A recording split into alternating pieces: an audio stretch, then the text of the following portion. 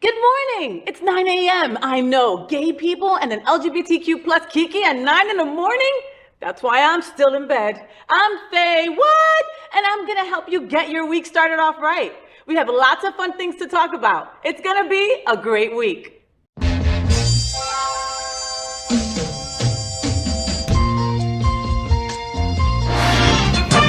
Rainbows, gay boys, hashtag that girl, sunbeams, drag queens, L-word, is that girl, the girl of all our dreams.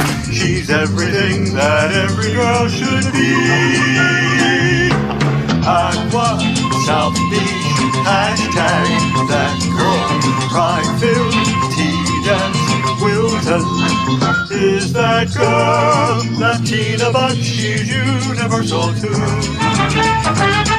If you find a girl to love, only one girl to love, then she'll be that girl too. That girl. The FayWhat Show is America's first LGBTQ plus morning show, and we are live right now on Roku, Apple TV, Android TV, Amazon Fire Television, YouTube, and of course, Facebook. I'm also on demand, baby. It's Monday, September 19th, 2022. So let's kiki about what's going on in the LGBTQ plus community. I have a sidekick joining me in bed for some conversation. That's it, because he's gay and I'm gay, and he's also too hot to even sleep with me, even if I gave him the choice. It's the truth. It's the world we live in. Anyway, welcome, Mr. Damien Lenore. Ooh, yay. I really missed you last week, so I'm acting extra dorky today. How are you? I'm good. Oh, I missed here. you too. Have your coffee, bro. Thank you. Listen, so our first segment is called Gay Boys Sleep Late, as you know. And I know that you are an incredible dancer, burlesque dancer, right? An incredible performer. You're super talented. You throw fire around. You do hula hoops. You do all kinds of crazy things that I could never do. For all of that, make sure you follow him on Instagram at Return of Babylon so you can see all the stuff that Damien is always doing. But you look tore up. Like, you've got a bandage on your knee. You got scratches on your chest that kind of look like they were done by a wolf. You've got scratches on your hands that look like they came from a tiger. What the hell have you been doing, Damien? I must have broke a mirror. You think? This is like an old thing that sometimes when I go too hard, kind of like acts up again. I had a private gig I worked, and the music was hooked up through a system to like the speakers, and that blew. So for the second act, I was doing fire, and they were playing the music off of someone's phone, connected Bluetooth to the thing, because it was a private event. Beautiful, beautiful party, friend of mine's engagement party, and it was lovely. But her phone stopped playing the music halfway through. Okay. And I'm using torches. So I'm like, okay, well, that's the end of the act. Eat the torches, it's done. And then she starts the music playing again from where it left off. So I grab my lighter off the floor and I light the torches back up. And I know that at a certain point, the metal gets hot, but I was just like so into what I was doing that I ran them across my body and they were a little bit too hot. So I got singed underneath my titty. That's the story you're telling people. That's yeah, the story. Right. There was some sexy thing going on at Damien's house. Other people were involved. Somebody brought some things that might or might not leave a scar or a bruise or a wound. He enjoyed himself very much, and here he is today. I said, everyone line up and put your cigarettes out on me. Well, Damien, there's a lot of interesting things going on this week in the LGBTQ plus community.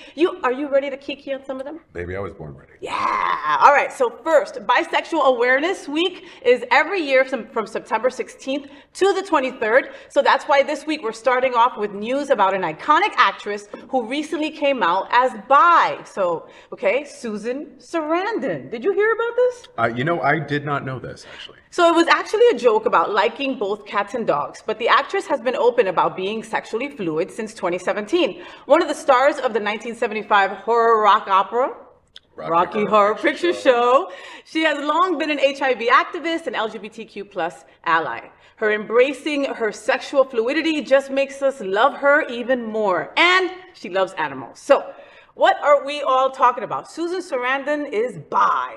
Well, did you see The Hunger? No, I didn't. You know, Susan Sarandon has been in a lot of movies. A lot of movies. I just recently watched Feud, and she was incredible in that. So how was she in Hunger? What was going on there? The Hunger was an 80s vampire movie with her, David Bowie, and David Bowie? The David Bowie. Okay. And I forget the name of the other person. The main girl. And when did this movie come out? In the 80s. Okay. And so Susan Sarandon plays, I think she was a scientist or something, that the female vampire who's like the kingpin of the little vampire operation falls in love with her. And winds up, I don't want to spoil it for anyone who's never seen Nobody's going to see that movie from the 80s, Damien. Nobody gives a crap about this weird movie that you're talking about. Very atmospheric, interesting, pretty movie.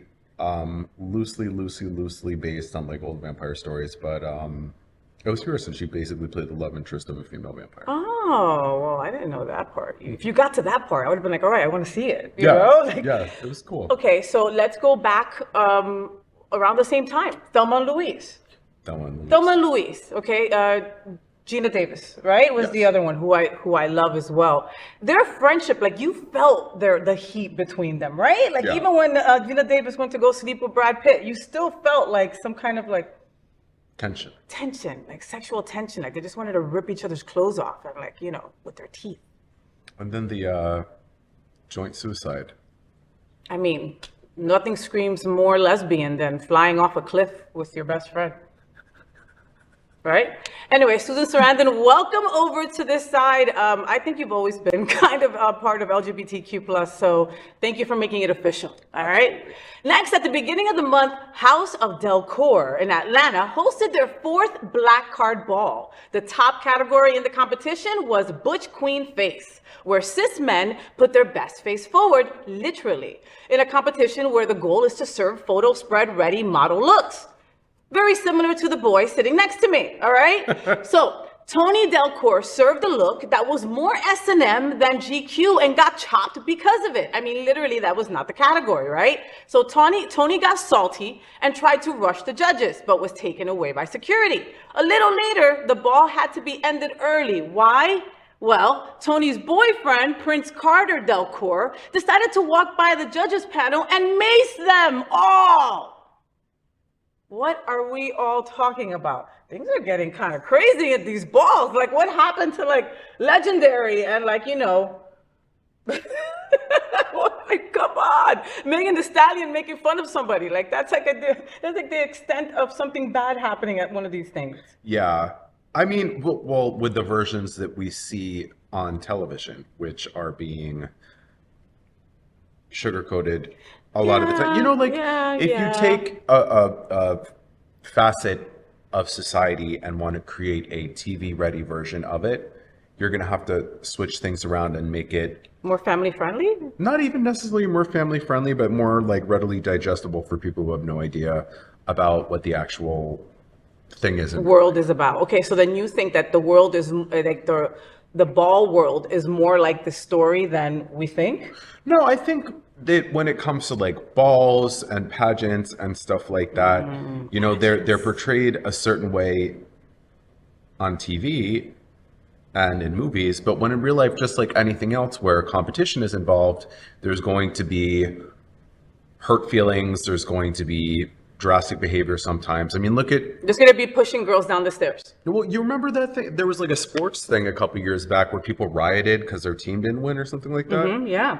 You know, it's that similar. happens all the time in LA because people are crazy. People get very passionate about what they're doing and sometimes act out of pocket because of it.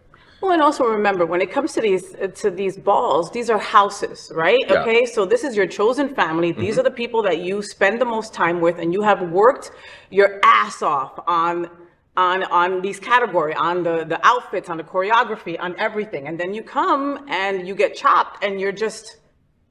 It's hurtful. You're just like, no way, there's no way. It's hurtful, honey, but you don't go and mace the judges. Yeah, I mean, true, you know, true. like that, this was a big competition. Other houses worked really hard on all their stuff and actually fit the categories that they were supposed to. You know, they had to stop the whole thing.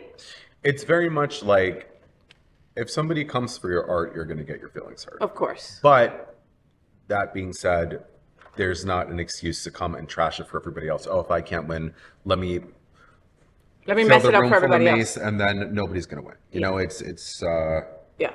just not appropriate behavior. No, I got it. That's how come I have no talent. So you can't come for me with anything. You know, it's just like, what are You you have gonna what are talent. you gonna take You from me, have bro? talent. Seriously. All right. So next, She-Hulk has been going viral for the cameo appearances from superheroes like Wong and celebrities like Megan Thee Stallion. In the 4th episode, She-Hulk's best friend and paralegal Nikki helps the super lawyer set up a dating profile. When she's swiping through Jen's non-Hulk dating profile, she comments, quote, "Hetero life is grim," leading fans to discuss where in the LGBTQ plus community Nikki might fit into. The actress who plays Nikki, Ginger Gonzaga, confirmed in an interview with TV Line saying, quote, "I wish that we got to do more. Nikki is definitely queer. She's free. She'll love anyone. I thought of her initially as being bi because I'm kind of projecting myself onto this character. There are no rules for Nikki, which is a nice balance with Jen Waters," end quote. What are we all talking about? What do we love? This She-Hulk has been like everywhere. I've got to sit and watch this show. Yeah, I haven't seen it yet, but I've heard good things. And I've seen the memes. And you know, like when people start doing memes about stuff, you know that you've got to like pay attention. It's got to be something good there, you know? And I love me Megan Thee Stallion. Oh, absolutely. I love her. Megan Thee Stallion is awesome. Oh, like that body. I mean, and she's also very talented. And I just love the fact that she did a cameo on She-Hulk. I love that. I love that they made this character queer, you know, without like completely saying it, I guess, yet, you know. I also like that the actress is a LGBTQ plus member playing a queer role. And I thought that you would be happy about that because, you know. We've talked about this multiple times. You know, they will often cast non-LGBTQ plus people in LGBTQ plus roles, which I think is messed up because there's obviously, I mean, anybody who's ever done any kind of like theater or drama stuff knows that half the people involved are LGBTQ plus. There's no shortage of LGBTQ plus people that want to be in movies, in film, in TV, in acting, in theater. That want to entertain forever. I mean, come on, most of us had to act straight for many years. Yeah, we're great actors. We're great actors. And, you know, we're hot and fashionable. And we're fabulous as well. So, I mean, you know, hire us.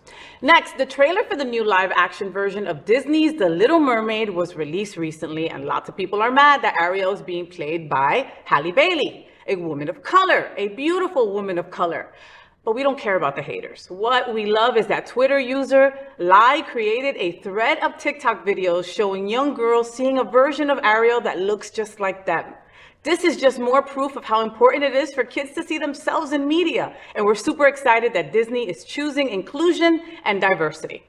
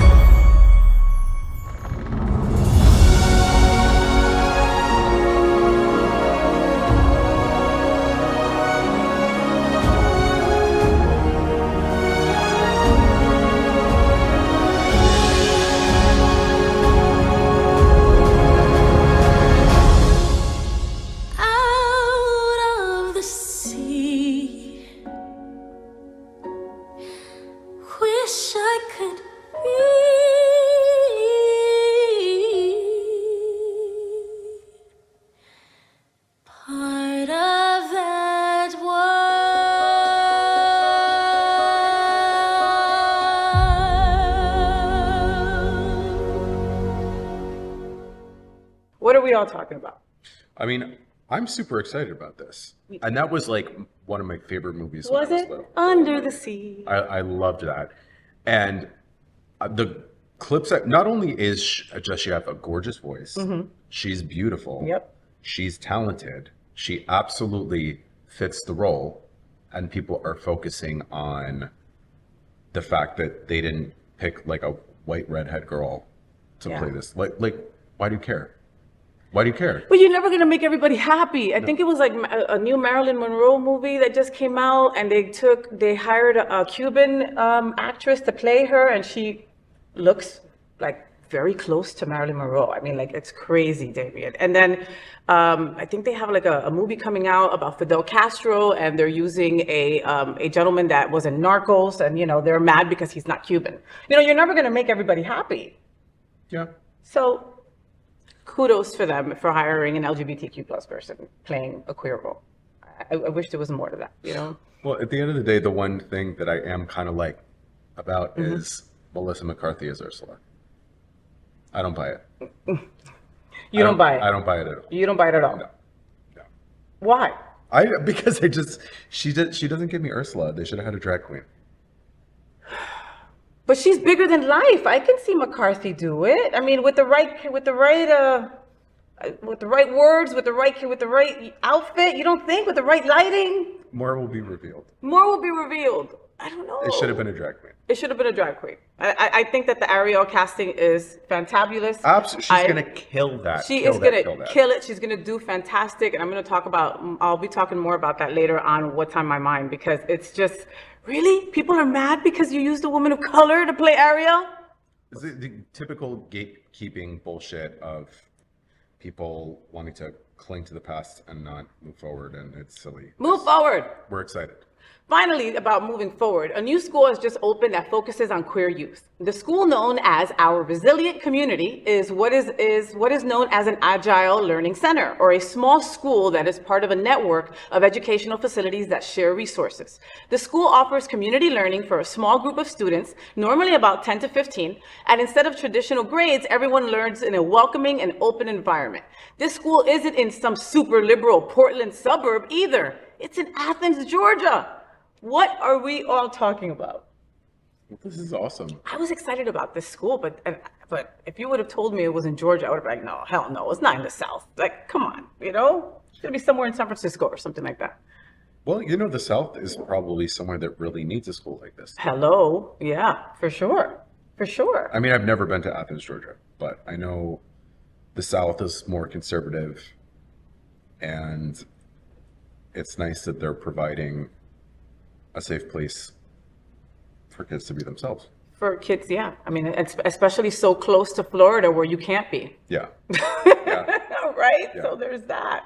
I don't know about the not giving out grades. Like, you know, I went to my nephew's soccer game, and like both teams won and everybody got trophies. And I was like, what in the living hell is this? Who cares? Like, what the hell? This team did better. They should get the trophies. You should go home and feel bad about what you did on the field, and we continue.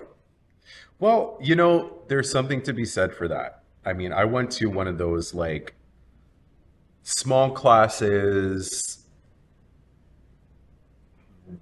vaguely hippy-dippy kind of schools when I was younger, and I did not open a book, period, for junior and senior year. What? I was like, I don't give a F about homework. I don't give a F about math. I don't want to be math. And they're all like, oh yeah, well, he's going to go to art school anyway, so we're just going to pass him and this and that. And you know what that taught me? What? That you can get over because you're hot? Deadlines don't matter. Okay. You can talk your way out of deadlines. You don't have to do your assignments ever. And you can basically slack off and do nothing, save everything for the last minute. There's no discipline for anything ever. And it was just like unrealistic. And once I became an adult, I had to kind of like learn all those things as an adult. When I feel like sometimes when you're young and you're still more like malleable, it's easier to set good study habits. Are not just study habits, they're life habits for preparing yourself for things in real life. Yeah. You know? And it's still, I have to really fight against being a procrastinator. I have to really fight against putting, why do today what you can put off till tomorrow type of mindset, because that's, you know, like I got away with it my whole life. Again, because you're hot and you look like that. Just Because I saying. was a good artist. Yeah, that's what they're calling it. The FayWhat Show is part of one of the largest LGBTQ plus media companies in America. Hotspots Magazine has been documenting the LGBTQ plus experience for 36 years, and Happening Out Television Network has been bringing you daily LGBTQ plus news, talk shows, and more for 4 years. In the same model of PBS and NPR, we are a nonprofit 501c3 organization whose mission is to educate and serve the LGBTQ plus community. And in educating the LGBTQ plus community in Florida about what's going on in the area isn't always easy. Florida's presidential candidate, Ron DeSantis, calls it "Don't Say Gay." Fox News and Tucker Carlson calls it the secret gay agenda. We don't care what they think, so we're taking them both back. Let's play with our great South Florida events in our own The Gay Agenda. So first, for over 30 years, this artist has been taking some of the most beloved songs in popular music and turning them into crap. You know who I'm talking about, but in the best way possible, right? On October 12th and 13th, you can catch Weird Al Yankovic. Yes, you heard me right. Yeah, Weird Al is coming back, and his tour is called, what is it called? What is it called? Unfortunate Return of the Ridiculously Self-Indulgent, Ill-Advised Vanity Tour.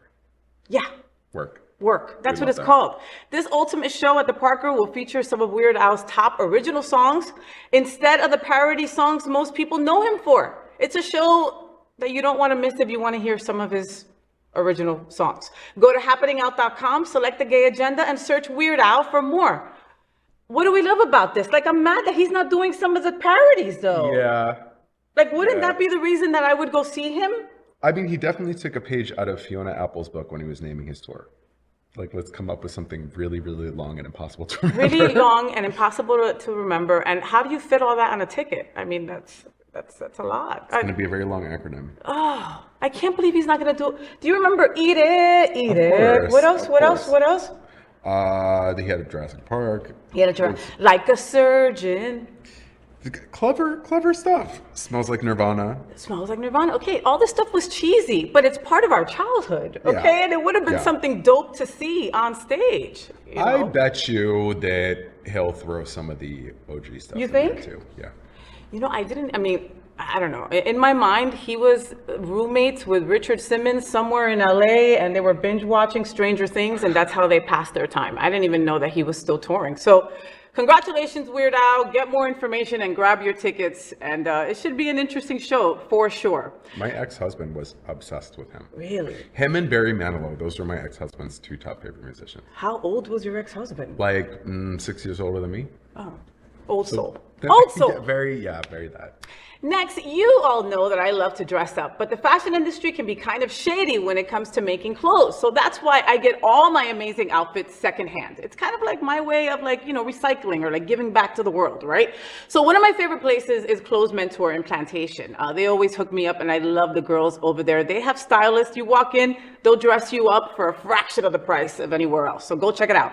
But anyway, on Tuesday, October 11th, they'll be doing even more for the community with their Girls Night Out for breast cancer, sponsored by Holy Cross Health and the American Cancer Society. They'll have great food, drinks, raffles, a designer giveaway, and so much more. Clothes Mentor continues to be a great place for women's clothes and women's causes. Go to happeningout.com, select the Gay Agenda, and search clothes for more. What do we love about this? Fashion for a good cause, which Right. is fabulous. Yes, And yes. the cool thing is you'll probably be able to find some obscure stuff that you normally would have a hard time finding. Well, and again, at a fraction of the price. Like there was, the Emmys was last week's, right? The Emmys, I missed it. Like all these award shows, I haven't been watching them. Like what's happened? I mean, people, do you have cable? I do. See, I only have streaming now. And so you think that's why less people are watching it? Yeah, a lot of people, it's just like, why pay for cable when anything you want to watch is either you can find it on YouTube or it's on streaming. Yeah, you could, and you probably could have streamed the Emmys. But so, like in many award shows, the thing now is, okay, I got this gown made by Gucci, but it's sustainable. So it was made from another garment from like 20 years ago. Like that's like the big thing that all the stars are doing. So this is kind of like my way of doing the same thing. It's just, and I've got a rule. For every 2 things I take in, I gotta donate 1 back. Okay, that makes sense. If it was a better rule, I would take in 2 things and donate 2 things, but it's not a great rule. It is what it is. So anyway, go over to Close Mentor. It's going to be a lot of fun, and of course, they're also going to be helping cancer research, which is another thing that's really close to my heart. So go check it out. Next, season is starting back up here in South Florida. It really is, and that means that the return of the Wilton Manors Art Walk is coming up soon. October 15th starts the new dates for the year, and the Art Walk is held on the third Saturday of every month through May. The event, produced by Hotspots Happening Out Television, is pet friendly and free to attend. So get out there and support your local artists. If you're an artist and would like to register to sell your art, visit awwm.org. That's awwm.org. Go to happeningout.com, select the gay agenda, and search Art Walk for more. What do we love about this? Have you been to an art walk on Wilton? So when I used to work at Johnson's, it would be, you know, like once a month, I'd get to town a little early to come check out the art walk before I went to work. And I mean, I love jewelry, I love photography, I love obviously like painting and art and all that stuff. So even if you're not going to buy stuff, definitely go buy stuff and like support local artists, because it's expensive as hell to be an artist, and we want them to continue making art and, you know, being able to support themselves.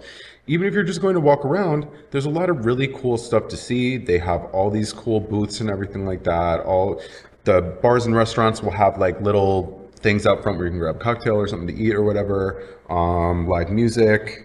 It's really, really cool. Yeah, and it's fun to do like a Saturday afternoon. You grab your dogs, grab your significant other or whoever's turn it is on Saturday, and you go and walk up and down Wilton Drive and have a good time. And you never know what you're going to find.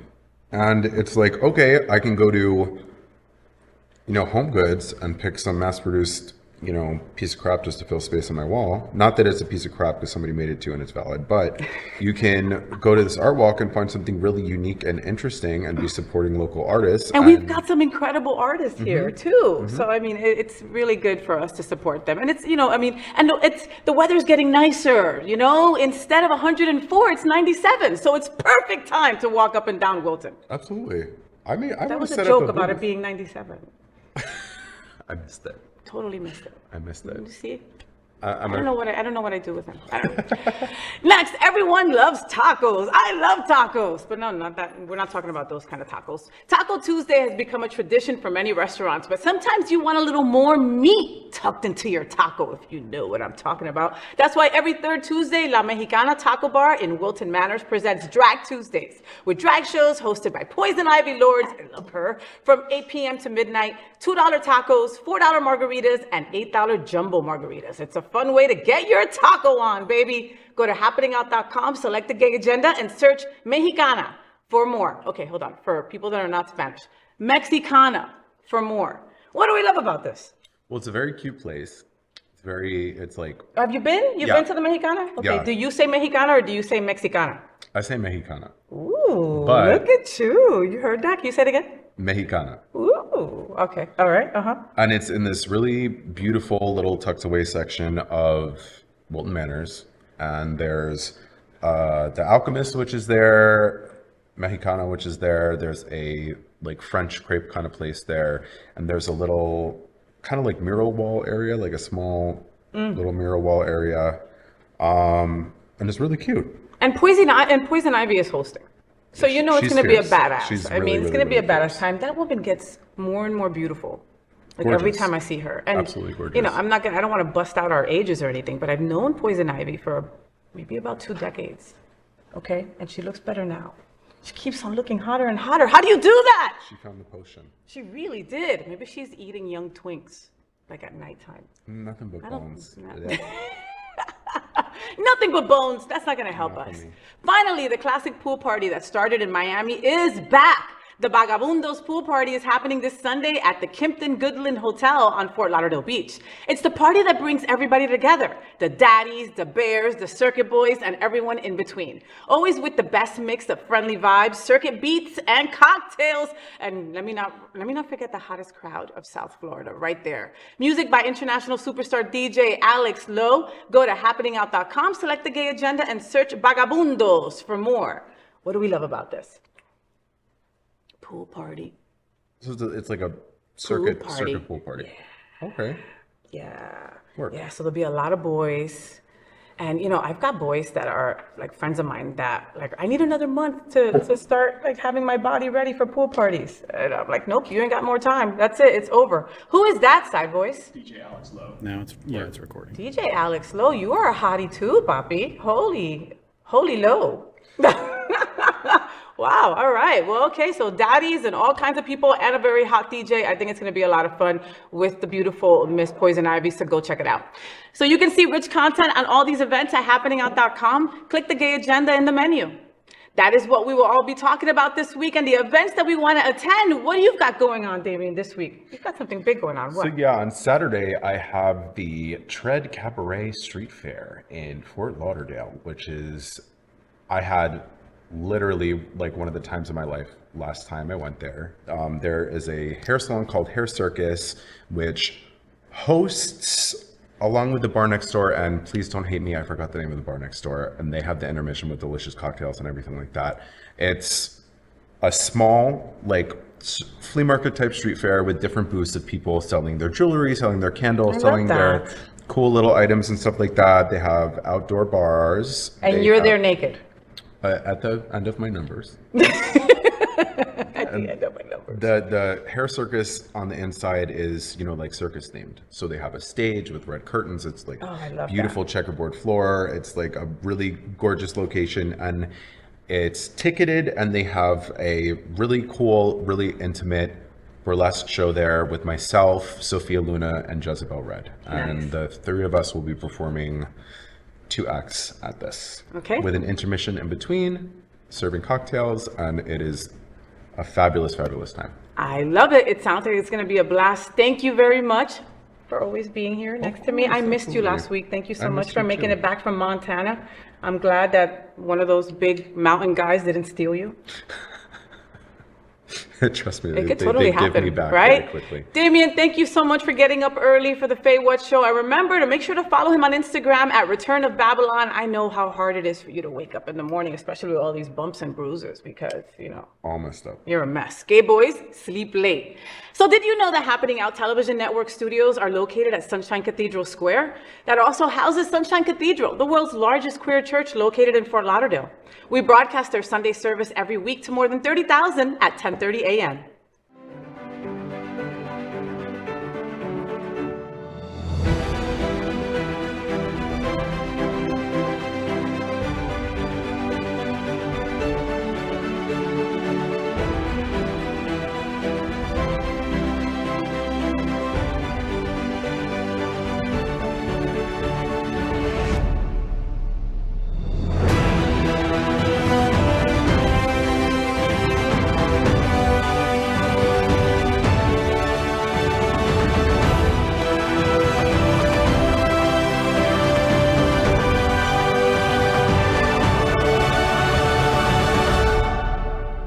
I'm Michael Reardon, the Director of Marketing for Compass Community Center, and Sunshine Cathedral is my queer church. At the FayWhat show, we want to introduce you to interesting people that are important to our LGBTQ+ community, and today we have someone so special, my Reverend. I am so excited for my next interview. He not only is my Reverend, but he's also an incredible friend. Reverend Juan has made Unity on the Bay, my church, the church I go to, one of the most well-regarded progressive spiritual communities in Florida, involving it in issues such as homelessness, child poverty, civic engagement, and equality for the lesbian, gay, bisexual, and transgender community. He and his husband, Tom, who I love, along with their young son, Lucas, who I also love, were part of the lawsuit that brought marriage equality to Florida in January of 2015. Reverend Juan has served on the board of SAVE, the largest local LGBTQ rights organization, and is past chair of Faith in the City, a coalition of in downtown Miami and surrounding areas. And his writings have been published by GLAAD and the Huffington Post. He has served the worldwide Unity movement in a variety of capacities. He's currently on the board of directors of Unity World Headquarters, the home of the Unity movement, which includes Silent Unity and the Daily Word. Whew, I'm exhausted already, Juan. How do you find time to like take care of us congregants when you've got so much going on? You all make it easy. Do we really? Yes. I don't think so. Before we even get started, I just want to say how excited, how proud, and grateful I am to be here. Aww. You bring so much to Unity on the Bay. Aww. And through all the things that you do, you bring so much to the LGBTQ community here in South Florida and beyond. And I'm just grateful to be sharing a bed with you today. Oh, who would have thought that would have happened, right? Tom, you thought that was going to happen? You see? Juan in bed with me. Juan, I got to tell you that, like, when, if it wasn't for Unity on the Bay and AA, I've told you this before, both of those organizations saved my life, literally. And I'm eternally grateful to you and Unity on the Bay for everything that you've done. I'm happy that you're in bed with me too, and I get to finally interview you. So let's start by saying that when I first, so I host services at Unity on the Bay, right? And so what that entails is that I'm kind of like the MC, that, I greet everybody at the beginning, I say goodbye at the end, I do the announcements, I make fun of people, kind of like what I do here, right? Right. Yes. And so when we first started, for the first 6 months, I could not say your last name, Reverend Juan. I could not say Del Hierro. Easy enough, right? Del Hierro. Well, I was only about 2 years sober, so maybe that's why I couldn't say Del Hierro. So Reverend Juan del Hierro. Is that good? Almost. So maybe another few more years to go. How would you say it? You know what's funny? I actually don't say it correctly myself. Okay. Because it's a double R, and so us Latin people, we know, the ferrocarril, carril, like you have to practice it. So it's del hierro. I know. So it's a tough one. So on top of it, now that I've been giving myself props for saying it correctly, I'm still saying it wrong. Well, there's always a little more evolution to do, right? There's always a little more to grow into. Yeah, and I'll keep on going. I'll keep on coming back to Unity on the Bay. This is the second time that you are on the FayWhat show. The first time that you were on was during pandemic. I know. When you were so humble and sweet to say yes to me, and I was able to interview you from my second bedroom remotely, right? Yeah. And how things have changed from then. I remember that you had converted like a shed or something into your Zoom office. Is that real? Did you really do that? We all did everything we needed to do to get through, and I needed a space, so I actually I built it myself. Like, what do you mean built it yourself? Like, we bought the shell, but I put the floors in, the walls in, the ceiling. You're so I did it all. Trying to keep busy, You're trying to keep busy. When I heard about that, because it was a rumor, right? Because there was nothing else to do during pandemic but talk crap about people, right? So like, people would be texting each other, do you know that your reverend just built a shed? And I'm like, how very butch of him, right? And so then, of course, you start talking crap. And then I texted him, did you really build a shed? Yes, I did. Look at it. If you watch any meditation today, you would see the backdrop of the shed. Juan, what did you learn from pandemic? What did you learn from being enclosed and trying to keep yourself busy? I think one of the things that I'm really grateful that I think a lot of us have recognized is just how resilient we are. We don't give ourselves enough credit for the things that we move through. Sometimes it flows, sometimes it doesn't feel, it's a little icky. Yeah. But the reality is that we're making it through, and we are able to weave through the challenges and difficulties and come out of it stronger, more aware of who we are, more aware of like what we're made of. And I think especially with the pandemic, also like who we are here to be and what we're here to share. Yeah. Because we miss the connections, right? We miss the relationships. We miss being connected to each other in a physical way. And so who we are as a community, I think we realize is very, very important. And how we show up for ourselves is even more important. Right, and it gave us like a way of appreciating things more. Yeah. We were doing Sunday services when it was just like 5 of us at Unity on the Bay. It was you, me, Reverend Chris, Dale, I think one other person doing the camera, Jason, and that was it. There was like 5 people doing Sunday service, and they gave me a card in case I got pulled over. And I was just driving like, hey, pull me over, look, my Reverend signed this. I'm legit. I even sent a picture to my mom and everything. Who would have thought, You're not still using this, are you? Like, no, like as a get out of jail free card kind of thing? Okay. I framed it though. I did frame it. I thought it was super cute. I would have never thought that I would have gotten something like that. So you are co-senior minister right now, presently, soon to be senior minister at Unity on the Bay, a very diverse congregation. When issues like inflation, don't say gay, COVID, the war, war in Ukraine, gun violence, How do you say this is all for the greater good to a congregant that comes to you with all these things happening right now? Well, I probably wouldn't even say that, right? Because I think as we're moving through challenges, it's hard to hear somebody say, oh, no, just hold still with it because you'll come out of it better. Everything's going to be okay. Right, because you're in the middle of it. You're in the midst of it. What I'd actually like to invite people to consider is whatever we're moving through, like, what are we going to do with it? That to me is more important, not like, why did this happen? But what am I going to do with it? And with inflation, with Don't Say Gay, it's a call for us to get more energized, get more involved, really be a part of the community and recognize our place within all these situations and how we can contribute to a greater sense of peace, a greater sense of harmony, better relationships, more love, right? We in Unity, as you know, believe that we are all the expressions of love and light. Sometimes we just don't remember that, and so we don't live it out. And so in those situations, what are we going to do with it? Well, how about we live into our truth? How about we live into the nature of who we are, which is amazing, which is beautiful. And it's exactly what these situations and the world is asking of us for. I got you. Do you believe that people are empaths? Yeah, I believe so. Do you believe that you are an empath? That I tap into those things? Yeah, I do. I mean, I feel like all of us at the end of the day, if we quiet ourselves, and we take a step back, we're really able to connect with each other and feel each other in ways that are really amazing. Yeah. I believe that a lot of people at Unity are empaths. We just feel things a little more, and it's been a tough couple of years. Just thinking about the racial justice movement that you guys started. Can you tell us a little bit about that? Sure.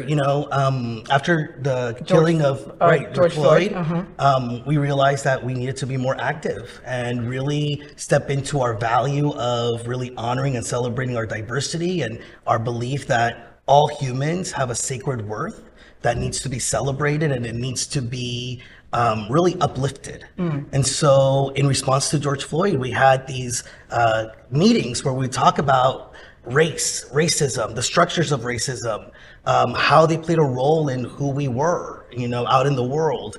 And from that was birthed a whole new ministry that is doing the work of educating, of advocacy, and also of healing. Because a lot of it, whether it's on race, whether it's about, LGBTQ people feeling accepted, there's healing that needs to take place as we do the things to shift the conversations and to shift the laws and to shift the attitudes within the greater community. And it's interesting because when you started that, I thought that it was so important when Unity on the Bay started that. It was so important just because, we think in LGBTQ that we just know everything and we're privy to that. We were marginalized, so we understood anybody else who's marginalized. And that's not the case. When it came to just social justice and stuff like that, I learned a lot just from the workshops that you had. Do you ever fear not representing anybody correctly? Like not representing the Black community, or not representing the LGBTQ plus community, not representing the Latino community?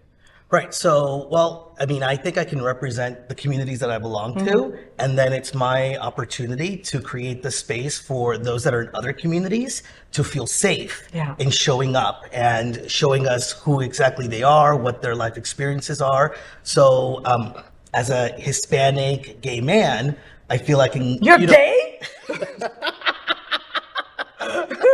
And I find myself in bed with you. Who knew, right? But for me, even more than how I represent myself or these different communities, it's like, how do I create the spaces for others in the community to show up and feel lifted and feel heard and feel seen?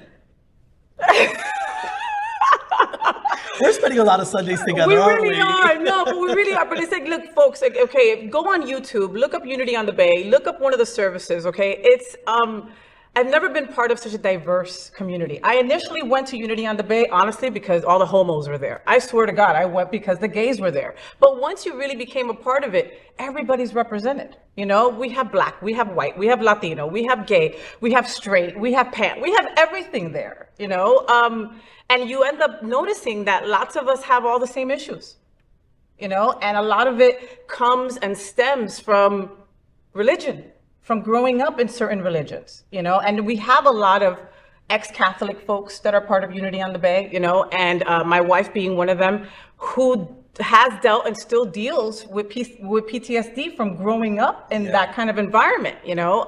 And I know that that's also why a lot of LGBTQ plus folks don't go and seek out a spiritual family like Unity on the Bay because of what's happened growing up. That's kind of your story as well, though, right? Well, and I want to say, first start by saying that, you know, I think religion uses, you know, or has used the tools, but at the core, the real issue isn't necessarily religion, but it's fear, right? Yeah. It's feeling unworthy, and therefore people needing to feel like they have some control over others. So, you know, like the person that feels unworthy sometimes wants to make others feel unworthy, you know, so they can, instead of uplifting themselves, like bring somebody down. Like misery likes company. Right. And so religion has used those tools, right? And has suffered as a result of it. I grew up Catholic. I did a lot of self-harm in, you know, mentally and spiritually in not allowing myself to really feel like I could have a deep relationship with God. And a deep relationship with my own religion, because I was feeling like it was pushing me out, you know, or it was telling me out, you know, I was never going to be good enough to really live into love and peace and feeling worthy of God's love, right? And I think a lot of people are still feeling that. You know, one of the things that I'm really grateful for is that somehow I knew that the healing would actually take place when I looked at that, when I questioned that, and when I stepped into a spiritual community that really celebrated me. And I found that at Unity. And that's a gift. It is a gift. That little piece of being aware and going, oh, okay, there's, you know, maybe I don't feel this great today, but there's a big possibility that I'll feel better tomorrow, you know? And it's an evolution. And I think that people just are so fear. They're just so scared, you know? And then they go to a place like Unity and they feel all this love and it's like, wow, you know, I've been missing out. You're missing out. Well, how many times have we, Faye, heard, and we also experienced that the first couple of times that people show up at Unity, a lot of times they don't realize the things that they need to even heal from. And they find themselves sitting there crying or just immediately saying like, wow, I'm home. Yes. You know, I feel whole here. How many times does somebody come up to you after service and go, that message was for me? How did you do that? That happens all the time, doesn't it? It does. And what's funny is that a lot of times what I say is, really, that's wonderful because that message was for me. Like I needed, what I said is because I needed to hear it, you know, and throw it out there so that I really lived into it. You know? That was for me. It's like holding myself accountable. Yeah. You know? Yeah. It makes total sense. Okay, so there's so much going on right now. The Don't Say Gay law passed, right? That they disguised it with the name Parental Rights and Education Bill. You know, they're trying to completely erase LGBTQ plus folks from schools, going as far as forcing teachers to out students to their parents if a student goes to them and tells them that they're gay. You have an adorable son. His name is Lucas. He's 10 now. He's going to be 10 in December. I know. That's crazy. Wow. Okay. Well, he was like this small, and now he's going to be 10 in December. Oh, so you still have 2 more years before he becomes a jerk. Right? Isn't it like 12 and 13 when kids start becoming like little a-holes? No? You know, I'd rather not say on camera. But let's just say that he's ahead of the game. No, okay. He's a beautiful kid. He is a sweetheart. We all have our stuff. No, of course. We all have our stuff. Of course. So, okay, but your kid is the age that all this stuff is around. How do you feel about that? How has that changed anything for you as a parent, for you and Tom? You know, it's really interesting because we've had to deal with a lot of this kind of conversations since he was born. Yeah. Right? Because people ask about the whole process. They ask how others. Did you steal him? But even yesterday, so we had a couple of friends over. One of the kids is in Lucas's class. He's brand new to the class, and we had them over.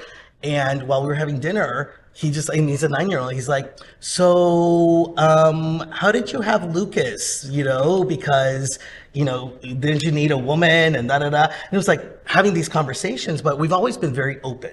And we've always recognized that we have to speak about these things. Mm-hmm. We can't hide it. Yeah. We can't ourselves not feel comfortable with being uncomfortable sometimes because we are one of the families that some of the people that we run into and that we're a part of in the community, we may be the only gay family that they feel comfortable asking certain conversations with. I will say that with the Don't Say Gay, it's really re-energized me and made me realize that there's even more for me to do and be out in the advocacy LGBTQ work. Yeah, advocacy work. You know, it's really important that we all get involved. You know, one of the things that I love about Unity is not only that we profess our values, but that we ask ourselves, well, wait, how do we live into our values? And so how do we do the work of racial justice? How do we do the work of LGBTQ healing and advocacy, right? Yeah. Even at this year's gala, we're going to be honoring Equality Florida for the work that they're doing against the Don't Say Gay bill. Woohoo! You heard it here first, all right? At the Love and Light Gala, that is for Unity on the Bay. It's going to be November 5th at Jungle Island, and one of the award recipients is going to be Equality Florida. Heard it here first in Faye's bet. But it's important. It's really important. We have to give space for people that are doing the work, uplift their work, and join them and support them as much as we can to really make the shifts.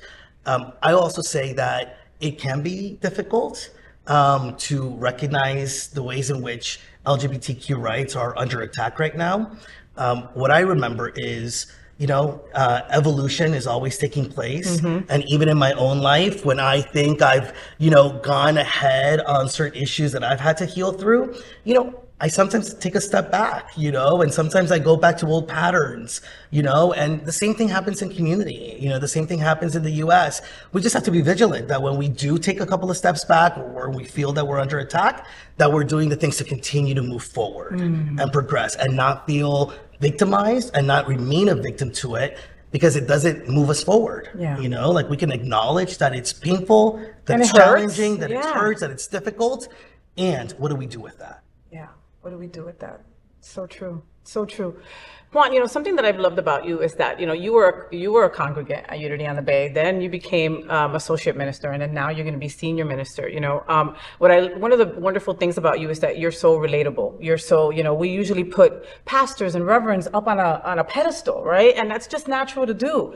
But you've always been, this is who I am. I'm a gay man. This is how you know, I'm an immigrant. This is how I was raised. This is my husband. This is my child. You've always been very open about who you are. Have you ever gotten any backlash for that, for being you? I mean, I think it's not for everybody, right? And by the way, I appreciate you saying that, right? Because I do try to really recognize that I'm also a work in progress and that we're all doing this together. You know, we can hold each other's hands while we do it, right? We can walk each other home, can walk like each you other always say. home. Yeah. See, I listen. And so, you know, yeah, I mean, there are individuals who would prefer, you know, having somebody who just like feels perfect being the one to tell you how to be perfect. Got it. But that's not unity, right? And like, that's not you. That's not me. That's not unity. And I think that's not what people are looking for. People are looking for individuals that they can relate to, and that we can be so vulnerable and say, we're going through the same stuff. Yeah. You know, and we're moving through the same stuff. This is what's worked for me. If it works for you, that's awesome. If it doesn't work for you, find something that does. So that you don't stay a victim to it. You, like I said earlier, you just continue to move forward. And evolve. And something that I learned in AA early on was victims don't get better. You just don't, you know. We've been to a drag show together. Yes, we have. And we had a blast at Sin's Gastropub. Hello, Poizon Ivy. We had a blast. Why do you think that DeSantis and all these right-wing people are attacking drag shows now? I think they just feel like it's easy. A lot of people don't understand it. You know, it's very foreign to them. It plays with their very limited ideas of gender, you know, and how people should be and how people should behave and how people should dress. And so it's a little bit of that. I also think that a lot of it is also just, it's what is alive in some people, and politicians are using it to divide. You know, I don't know if they really are so against it as much as they really want to use a wedge issue to cause harm and to gain control, gain power, you know? And again, something that they don't understand. You know, ask somebody about what drag shows are about. It's entertainment, you know? It's an art. It's entertainment. It's people being who they are, being vulnerable, being open, celebrating who they are, and all of the ways in which they get to show up in the world. And for some people, that's really difficult to swallow, you know? Somebody being themselves can remind them that they're not being who they wish that they were or that they are, and they're trying to hide for whatever the reason. Maybe it's the religion, maybe it's politics, maybe it's family, you know, whatever it may be, you know. We've all been in the closet at some point, in some way. And maybe some of the people that are in the closet about who they really are, and I'm not just saying LGBT, you know, being gay or lesbian or bisexual, transgender or whatever, but just of who they are, it's difficult for them to swallow somebody being their authentic self. And them not being able to. That makes total sense. You know, you're very active with our community, with the LGBTQ plus community, with immigration issues, with racial justice, like we talked about. And now getting out to vote, you know, has also been something that you have been spewing from the platform. And, you know, how important is it to get out and vote for this November election? It's so important. It's one of the most important things that we can do. You know, in Unity, we believe in the power of prayer, and then we believe that prayer guides us to take the right actions. God, please, please, please take out Ron DeSantis. Please make him go away. Okay. And most of the time, if you're really open to it, I bet what you're hearing back is, then get out and vote, right? Like, you pray about it, you hold it in consciousness, and then you do the work. You go vote, you know, you go vote, you go canvas. You know, I was at a Save Date event this weekend, and, you know, we both were. We were, and I told my husband, I was like, get ready. We got to go canvassing. We got to go do the hard work so that we can be part of the shift and the evolution. So you're the reverend of this incredible church, this awesome church, and you go and knock on doors in 100-degree weather in Miami? You know, I've put my husband through so much. That was our like third date. I made him go knock on doors in Coral Gables. And he stayed with you. He did. Well, you know, it's one of the many things I've put him through over the last 14 years. So okay, let's talk a little bit. Something's working. Let's talk a little bit about Tom. I love Tom. I love him. What is his profession? What does he do? So he sells textbooks. Okay. So he was a teacher, a science teacher when I met him, and he's a science nerd and you can say nerd, it's okay, because my wife is a super duper nerd. Can I also say dork? Because I also think it's I like that. It's really cute. I find You're it very, into dorky and nerds. I'm totally into, yes. Well, I'm totally into my dorky and nerdy husband. How about that? I think that's better. Just clean it up. But yeah, so he, and now he sells textbooks. Okay. Are you both, because that sounds, listen, he's saying he sells textbooks, and you guys are like, really? He sells textbooks? He just was in Dubai, okay? It's not like he's selling textbooks, like, you know, like here's 4th grade math. No. It's not that kind of a party, all right? Let's say that. So are you guys opposites? Are we opposites? In some ways, and in some ways we're very similar. You know, the thing that just popped up, we are the opposite love language. So I'm the love language where I need to be, I need words of affirmation and acts of service. You know, somebody to do things for me. That's how I feel like I'm loved. What are the 4 love languages again? Then there's so it's words of affirmation, touch, so physical touch, time, gifts, and acts of service. Okay, so 5 love languages. So my top 2 are his least 2, and his top 2 are my least 2. And somehow we've made it through. And somehow it works. Well, we're aware of it, you know, and so we work on it. Yeah. So how long have you guys been together now? 14 years. Woo! Okay, you do understand that that's 39 years in gay years, right? Just about. What do you think is your secret? That's a lot of years, Juan. It doesn't feel like it, because I've been around for a lot of it, but like, wow, like it's a lot of years. It's a lot of years. I think part of it has been, you know, part of our success has been to be very honest with each other about where we're at in life, to support each other. You know, on the big things, we really show up for each other. And I think that, you know, that kind of builds a certain level of trust in each other. And, you know, like that I can support Tom in what he feels his life purpose is and his passions are. Like, it really makes him realize just how loved he is by me. And he can lean on it when we're in the midst of a fight, you know? And the opposite is true. I mean, you know, Tom is so supportive of everything that I do, and really not only supporting me, but really like bringing me into a greater acceptance of, you know, what am I supposed to do in the world? And he lets me loose. upon the world. I love that. I love that. Yeah, and I think that also Tom is like not a selfish person when it comes to that, you know, because he shares you with all of us. Yeah. You know, and when you were associate minister, you could, you know, do your thing and then still hide every once in a while. Now you are senior minister. You are the face of Unity on the Bay. And when I asked him, I asked Tom, like, how do you feel about this? And he's like, this is what he's always wanted. I'm there for it. I'm so excited for it. And his eyes got watery, you know, like he's on this journey with you. He is. Well, I mean, he also sees the shifts that have taken place in me, right? I mean, we talked about earlier, like how Unity has saved us, you know, and the things that we've been able to do and live into as a result of these principles and the way that it's healed us is just amazing. And so he sees the benefits of it, right? Like, I would not be as good of a husband or as good of a father if I wasn't allowing myself to continue to evolve into the principles and into living my purpose. Oh, I love that. Okay, and I'm going to show you guys a picture of Tom and Juan. Aren't they adorable? I told you they were adorable.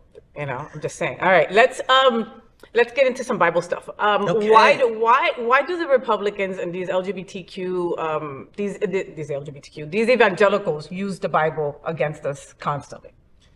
Because we let them. Wow.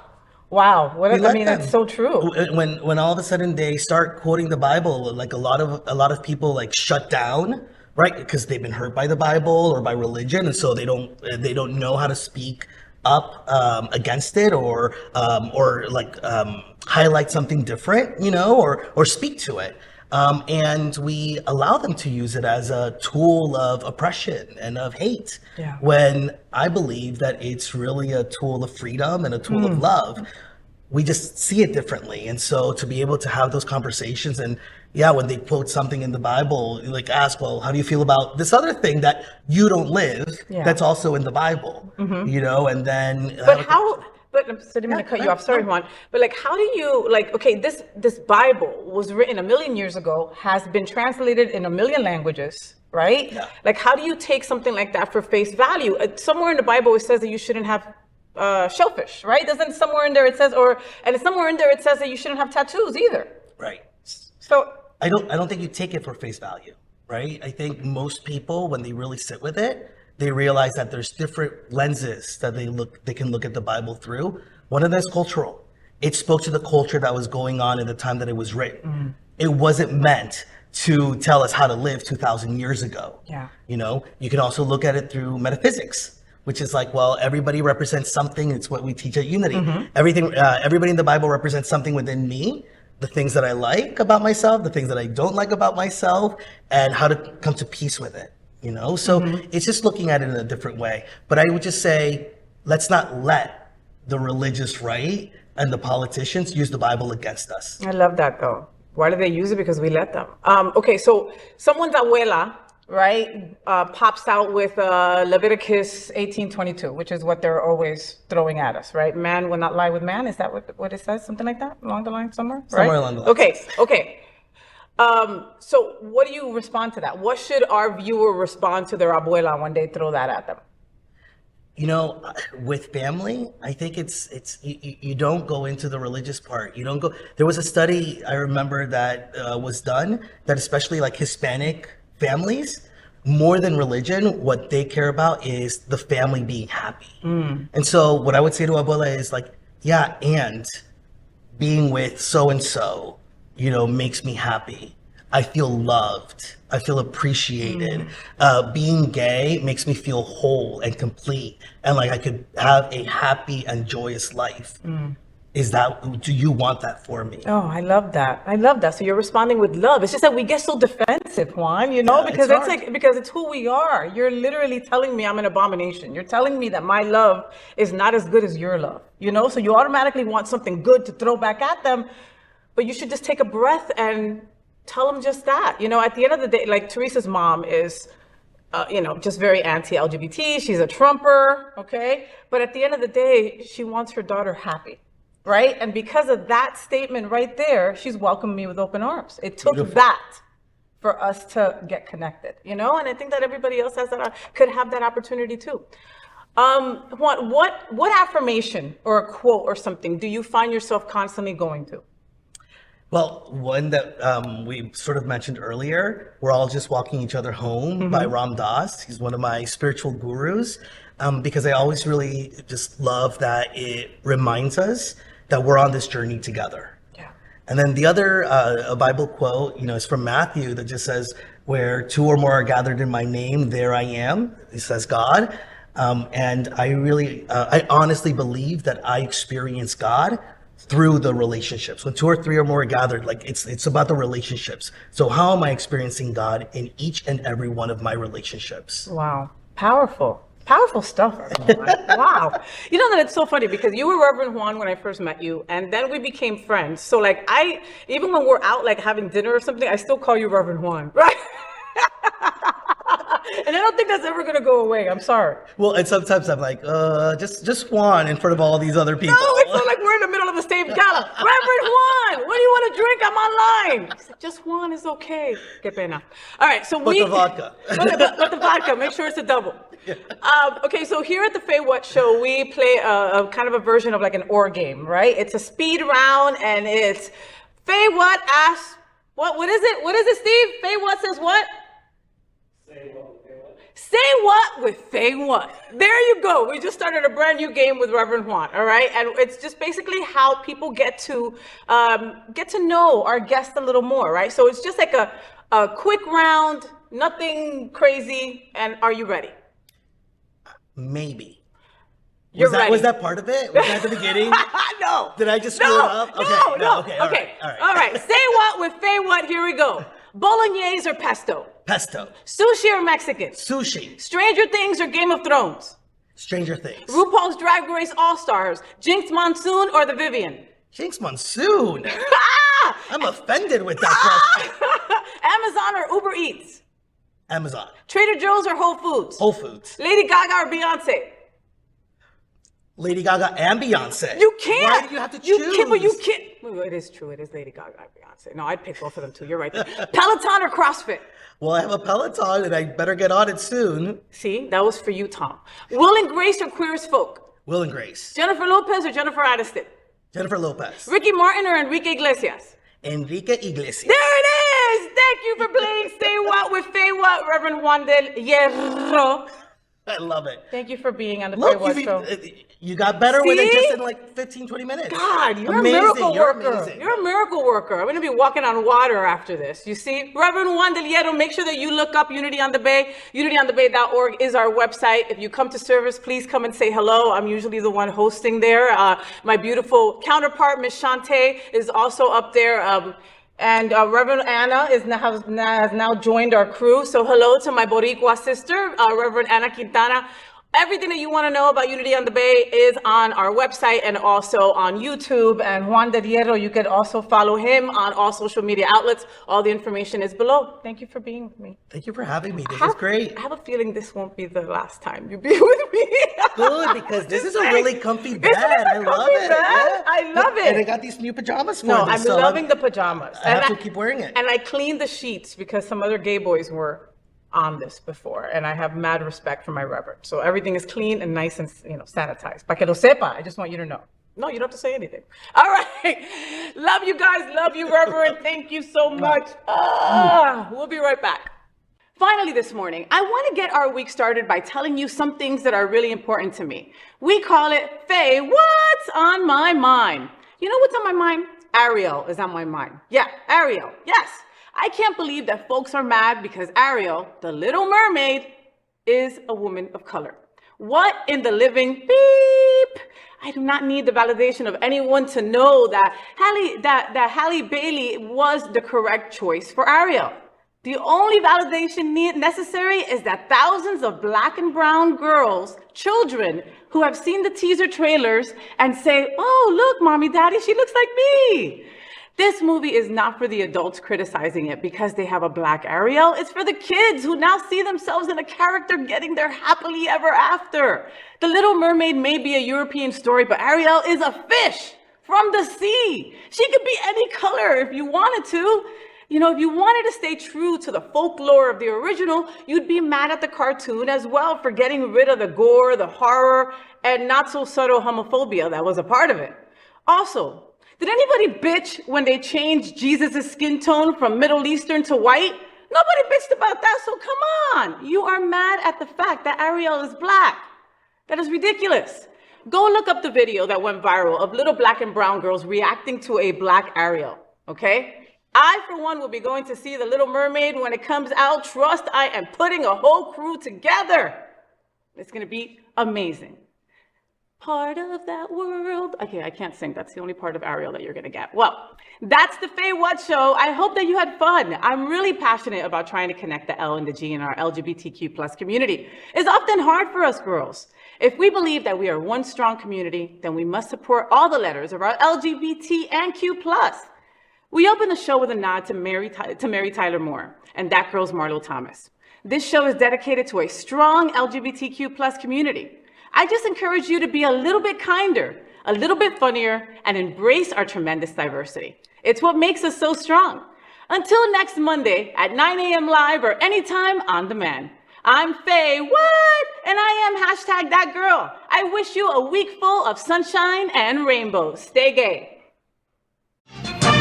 Rainbows, gay boys, #ThatGirl. Sunbeams, drag queens, L-word.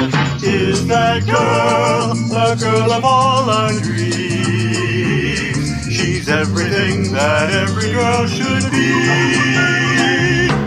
Aqua, South Beach, #ThatGirl. Pride-filled tea dance, Wilton. Is that girl, Latina but she's you? So, did you enjoy the show? I know you did, so make sure to click subscribe so you won't miss any of the events, news, or interviews right here on the FayWhat show. Ring the bell at the bottom of the screen, right there, so you'll be alerted every time we're live. You can also click on the Happening Out Television Network logo, so you can see all of the shows on the most diverse LGBTQ plus media network.